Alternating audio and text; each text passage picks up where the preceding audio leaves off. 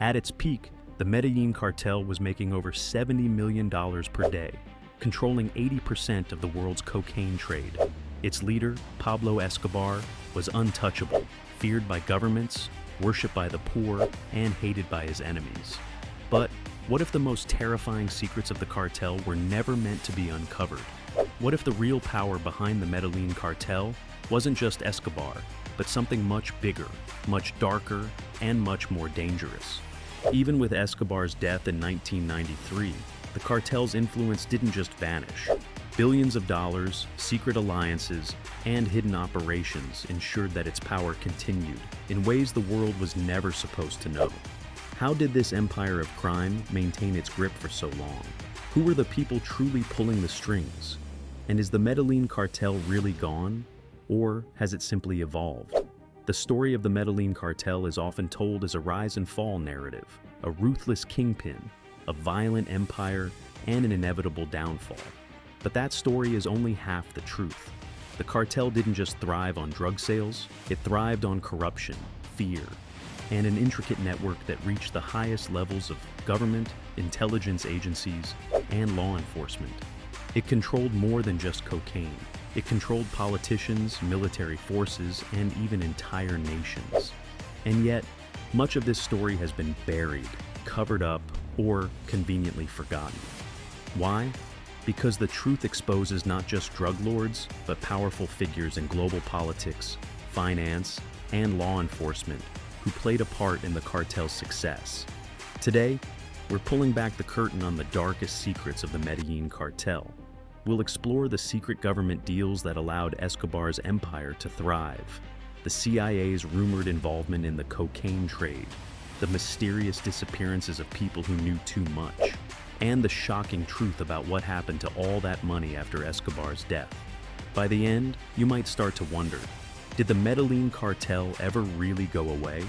For years, whispers have surrounded the idea that the US government, or at least certain agencies, may have played a role in the Medellin Cartel's operations. The theory? During the Cold War, fighting communism was the top priority, even if it meant working with drug lords. Documents and testimonies suggest that US intelligence agencies may have turned a blind eye or even facilitated drug trafficking in exchange for information and power in South America. The Iran-Contra affair of the 1980s revealed that the CIA had been involved in arms sales to Iran, using the profits to fund anti-communist rebels in Nicaragua. But deeper investigation suggested something even more disturbing, that drug money from cartels, including the Medellin Cartel, may have been funneled through these operations. The US government denied direct involvement, but many believe that powerful agencies knew far more than they ever admitted. If this is true, it means that the very agencies tasked with stopping drug trafficking were, at times, benefiting from it. The question is, how much did they really know? The Medellin Cartel didn't just control drug routes. It controlled people. Judges, police, and even high-ranking politicians in Colombia were either bribed or threatened into submission. Those who refused to cooperate often didn't live long enough to tell their stories, but the corruption didn't stop at Colombia's borders. In the 1980s, reports surfaced of US officials being paid off to ignore shipments, cartel money being laundered through American banks, and even government figures who may have profited from the cocaine trade. In one shocking case, a former DEA agent claimed that he had been ordered to halt an investigation into cartel-related money laundering because it would expose high-profile individuals. If true, this would mean that justice wasn't just blind, it was for sale.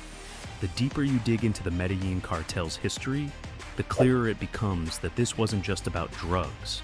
It was about power, influence, and secrets hidden at the highest levels. If you're finding these revelations as shocking as we do, take a moment to like this video and subscribe. We cover some of the darkest and most mysterious stories in history, and trust us, there's always more than meets the eye. Stay with us, because the next part of the story is even more unbelievable. Pablo Escobar's estimated fortune was well over $30 billion at its peak. And while law enforcement confiscated millions, most of his money was never found. But here's the real mystery. After Escobar's death, much of his fortune seemed to vanish. Some say it's buried in secret locations across Colombia, waiting to be found. Others believe his closest allies laundered the money through offshore accounts, hiding it in banks that had no interest in asking questions. But perhaps the most disturbing theory is that certain governments and financial institutions quietly absorbed the wealth, ensuring that the legacy of the cartel would continue, just in a more discreet, less violent way. If that's true, then the Medellin Cartel didn't truly end. It just changed its face. What happens to the people who know the darkest secrets of a criminal empire? History has shown that they either disappear or they turn up dead. Many of Escobar's former allies were systematically hunted down, but some had an even stranger fate. Lawyers, accountants, and former cartel associates who hinted at knowing the truth about government connections have died under suspicious circumstances. Others simply vanished. Were these people silenced to keep the truth from coming out? And if so, who was giving the orders? So, is the Medellin Cartel truly gone? On the surface, yes. Pablo Escobar is dead, his empire dismantled, and his organization no longer operates under the same name. But its influence never truly disappeared.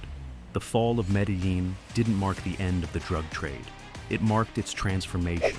In the power vacuum left behind, new cartels emerged, some even more ruthless and sophisticated than Escobar's.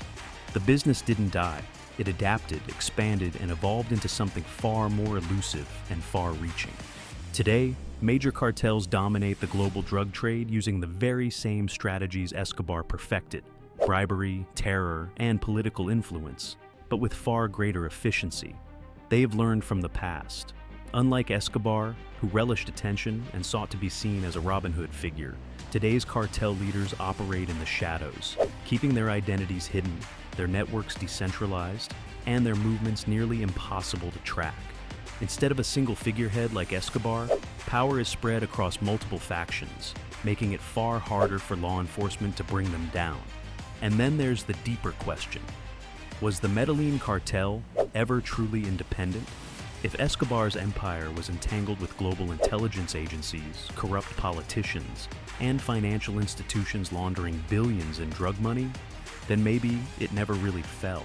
Maybe it simply changed hands, shifting power to new players who refined its methods, expanded its reach, and ensured that the drug trade didn't just survive, it thrived. The Medellin Cartel as a name may have disappeared, but its blueprint remains alive, embedded in the very fabric of the global narcotics industry. The story of the Medellin Cartel is far more than just a crime saga. It's a story about how power operates in the shadows, about how money and influence can keep the truth buried for decades, about how entire governments, financial institutions, and intelligence agencies may have played a role in allowing the world's biggest drug empire to rise. There are still too many unanswered questions.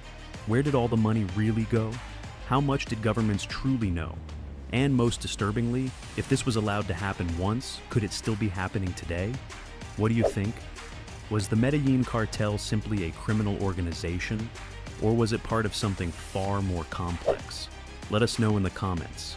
And if you want to keep uncovering history's darkest secrets, subscribe and turn on notifications. Because as we've seen, the truth is never what it seems.